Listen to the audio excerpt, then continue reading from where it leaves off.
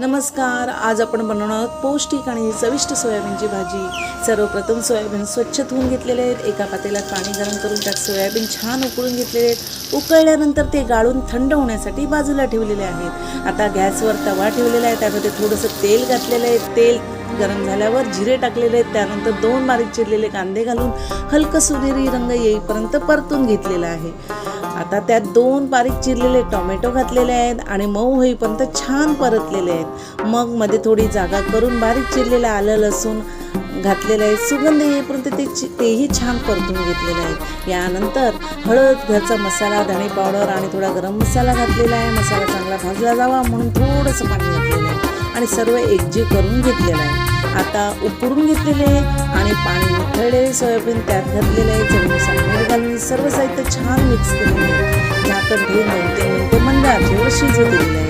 नंतर झाकण काढून बारीक चिरलेली कोथिंबीर घातलेली आहे आणि सर्व पुन्हा एकदा मिक्स केलेलं आहे। बस आपली गरमागरम चविष्ट आणि पौष्टिक सोयाबीनची भाजी तयार झालेली आहे। तुम्ही ही भाजी भाकरी, चपाती, पराठ्यासोबत सर्व करू शकता। व्हिडिओ आवडला असेल तर लाईक, शेअर करा आणि चॅनलला सबस्क्राईब करायला विसरू नका। धन्यवाद।